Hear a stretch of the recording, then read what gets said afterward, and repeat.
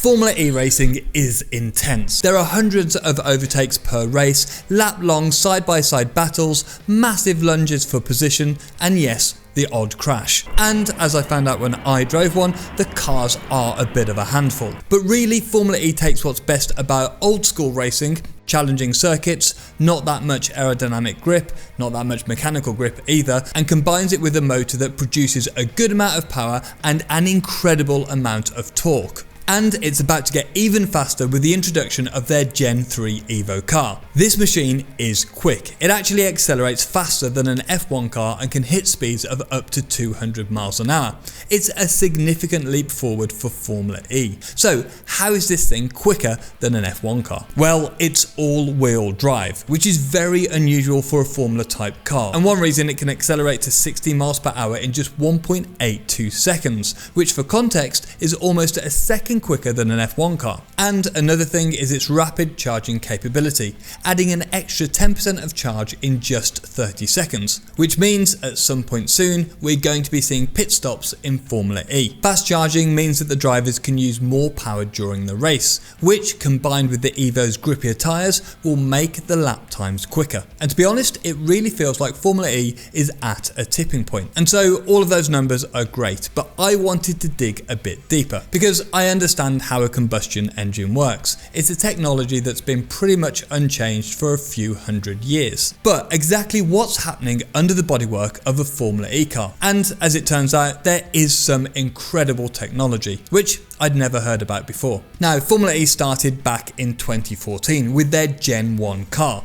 These cars had a maximum power of 150 kilowatts, which is roughly 200 horsepower. And to put that into context, the current cars have 350 kilowatts. That's about 470 horsepower. That's more than double the horsepower in less than 10 years. Things really are progressing rapidly. I'm sure you'll remember something unusual from all the way back then. The drivers had to swap cars mid-race. It might have seemed a bit odd, like a Le Mans driver change, but a bit weird. But this swap was all about the tech limitations at the time. The batteries at that speed just couldn't last the whole race. Moving on to 2018 and enter Generation 2. These newer cars could make it through an entire race without needing a swap, thanks to improved batteries. The cars now had 250 kilowatts of power, that's 335 horsepower, and they could hit 60 miles an hour in 2.8 seconds. They also had a top speed of 175 miles per hour. Oh, and they got a new body kit as well that made them look much cooler. And so on to the current generation.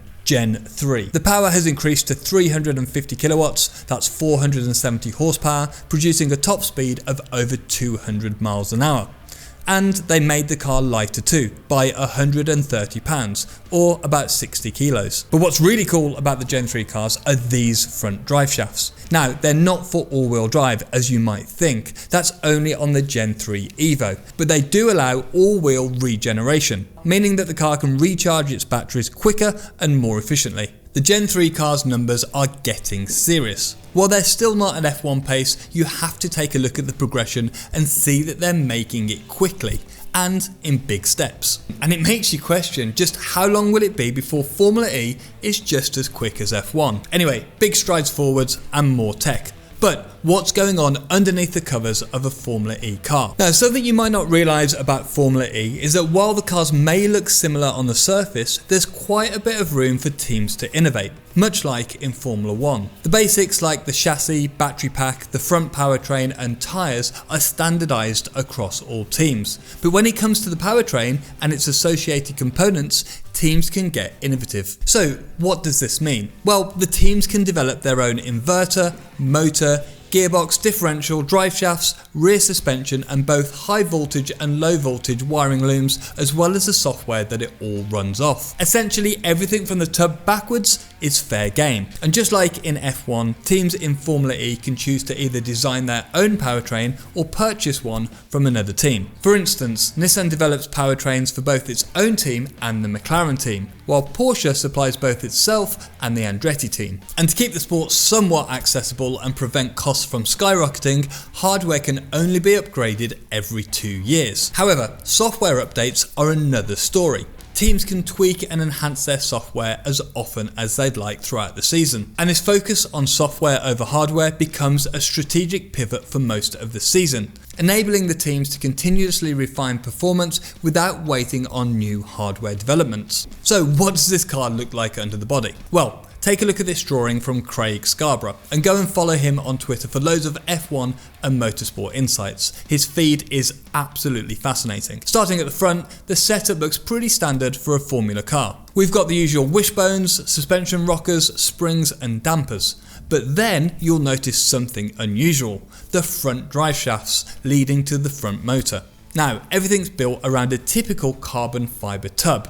In the middle of the car, instead of the engine oil radiators, we find radiators cooling the battery and the motors, because, well, there's no engine oil here. Looking at Craig's detailed drawing, you'll see that the battery is a bit of a lump, weighing in at 284 kilograms. That's nearly 630 pounds. It's strategically mounted at the back of the tub to keep the weight central and low, trying to manage all of that weight and helping the car to be as balanced as possible. But from the battery backwards, things get really interesting. This area includes the battery, motor, inverter and differential, all crucial for turning stored electrical power into kinetic energy that powers the wheels and sends the car along the track. So we have that big battery, often referred to as the RESS. It's essentially a large, high-voltage battery composed of over 5,000 cells, similar in size to AA batteries. It's encased in carbon by McLaren Applied Technologies and split into modules. These cells together generate a massive 800 volts and has a storage capacity of 38.5 kilowatt hours. Now, they might just seem like numbers, but volts and kilowatt hours are important, because volts, the measure of electrical potential, allow for efficient power delivery at high speeds, while kilowatt hours, a measure of energy storage capacity, determines how much energy the battery can store and deliver over time, impacting the car's range and endurance during a race. So the battery system is designed to last the entire 45-minute race without needing a recharge, which was a big jump from earlier generations. Next in line is the electric motor, the muscle behind the car's speed. Modern Formula E motors are brushless and operate on AC, alternating current, which is more efficient than the brushed DC, direct current, motors traditionally used in other applications. These motors are capable of generating immense torque at low RPM, which is crucial for the rapid acceleration of Formula E cars. However, since the battery outputs DC and the motor requires AC, an inverter is required. This device converts the DC from the battery into a high frequency, high voltage AC suitable for the motor. The inverter must handle rapid switching to adjust frequency and voltage to optimize the motor's performance. Then we reach the differential. Formula E cars don't have gears, but use a single reduction gear to match the motor's high RPM to the speed of the wheels, with a focus on minimizing mechanical energy losses, making the car more efficient. From here, the power is transferred through the drive shafts into the wheels and tyres and then onto the race circuit, just like a normal race car. And Formula E is really all about the powertrain. The power, the torque and how quickly it can recharge through the engine's regeneration system. To get a deeper understanding of just how efficient these powertrains are, I had a chat with Lucas Di Grassi. Now, you'll remember him from F1, and he's been a staple in Formula E from the beginning, not just as a driver, but also a technical consultant. The rear powertrain that has an efficiency of around 95 to 97% overall, which is also the highest energy efficiency conversion that we see in, I think, in every form of motorsport ever existed. And when we talk about efficiency percentage, we're talking about how much energy pulled from the battery actually turns into motion on the racetrack. So a Formula E car is about 96% efficient. But what does that really mean? How can we put that into context? As a reference, also in Monaco, which is the only track that we race together with F1, we are about 10 to 15 seconds slower per lap, but we spend 15 times less energy than F1. So with 2 laps of F1, we can do the whole race of Formula E. So it's pretty impressive how efficient Formula E cars are. But you might be wondering why an F1 car isn't quite as efficient. Well, it boils down to a few key differences. First off, F1 cars are built for sheer speed, and with that focus you naturally sacrifice some efficiency. A big reason they're faster is because of their design that includes a lot more downforce and drag, and this simply makes it less efficient to push the car through the air. But the real difference lies in the rules of the game. F1 regulations and car development are primarily focused on achieving the fastest lap times. Formula E, on the other hand, places a big emphasis on efficiency. And this fundamental difference guides how engineers approach car design in each series. And at the heart of F1's relative inefficiency is the internal combustion engine. And to be honest, who doesn't love the roar of a big 3.5 litre V10? In fact, our last video even talked about why it's scientifically proven to make us happy. They are just awesome. However, all that noise and heat from an F1 car, that's energy that, while great to hear, isn't actually helping move the car forward. In fact, even in everyday road cars, about 70% of the energy from the fuel gets lost mainly as heat. Basically, it's just warming up metal. So in a typical road car, only about 20% of the fuel's energy is used to move the car forward, which is much less than I'd expect. Now, let's talk EVs. Electric vehicles don't have these thermal losses. Sure, they lose about 10% of energy in battery charging and another 20% in the drive system, but thanks to regenerative braking, which recovers about 17% of that energy, road-going EVs can achieve an efficiency of 86 to 90%. And whether or not you're interested in efficiency of a race car, you have to say the technical aspect is impressive. Regenerative braking in Formula E is a real game changer, and it's mighty impressive. Instead of the traditional disc and brake pad system, these cars use electric motors to slow it down, and then that forward momentum to recharge the batteries. So when a driver presses the brake pedal, it's not like hitting a regular brake in a traditional race car. Sensors measure the pedal pressure and send that data to the Powertrain computer, which controls how much torque to pull back from the motors to slow the car down.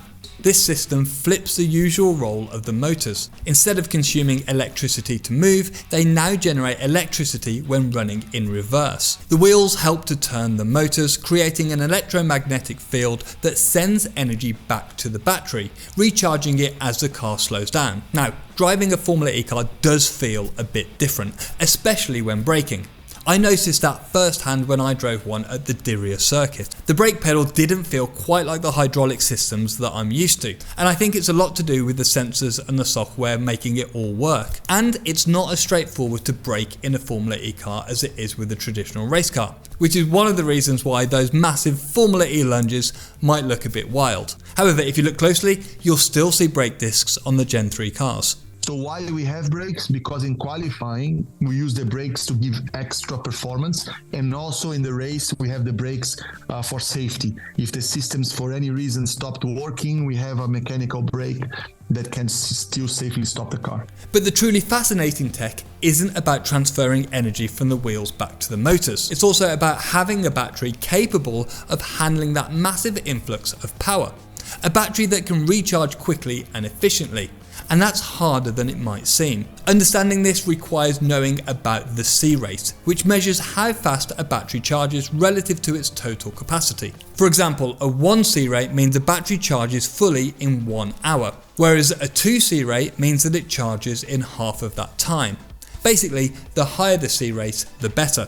For context, a Tesla Model 3's C rate is just over 3C, but a Formula E car can reach up to 15C. And that's staggeringly high. A battery that charges at 15C is extremely hard to do, to control the thermal capacity, to control the reliability, to control the voltage, to control everything. This high C rate is a big deal in Formula E. It makes the cars highly efficient because the cars are able to put more of that kinetic energy back into the batteries without losing very much. The more energy that's able to go back into the battery means that the battery itself can be smaller, and a smaller battery makes the aerodynamic package better and it's lighter, leading to better acceleration, better cornering and better braking, or in racing terms, faster lap times. But how about the development of the cars between the teams? Earlier I mentioned that a lot of the innovation in a Formula E car happens in the software. And yes, again, it all circles back to efficiency. How to use the least amount of energy and how to put the most back into your system. You have a better software that it's able to regenerate, or during a braking phase, capture more energy than another software. That will allow your system to be more efficient. Teams really hone in on regenerating as much power as possible, because it means that in the race you can then use more. And that's all about making the car slow down exactly as the driver intends, while ensuring that the tyres don't lock up. Because when the tyres lock up, you lose kinetic energy. The energy doesn't flow from the tyre into the battery, but instead turns into heat and noise as you see part of the tyre turn into smoke. And it's a similar deal when it comes to acceleration. The teams develop software to precisely control any hint of wheel spin. Unchecked wheel spin means that energy is being wasted, and while it might look cool, it's not pushing the car forward as quickly as it should. So, what's up ahead for Formula E? Well, we've just seen the rollout of the Gen 3 Evo car with its all-wheel drive, stronger aero kit and tyres that offer about 10% more grip. It's a big step up. But what's really exciting is talk of the Gen 4 car. While details are still up in the air, expectations are high. We're potentially looking at a power output of a massive 600 kilowatts. That's around 800 horsepower, which would be a 70% increase over the current Gen 3 cars. Not only that, but we might also see improvements in regenerative and battery capacity. And according to CEO Jeff Dodds, these improvements could extend race lengths to over an hour. It's clear the pace of technological progress in Formula E is nothing short of rapid. And have you been watching the races? There is so much action and the drivers are super aggressive. I've actually made a video about why Formula E drivers need to adopt such an aggressive driving style. You can check that out just here. Thank you so much for watching. If you made it this far into the video, please consider subscribing, and I'll see you next time.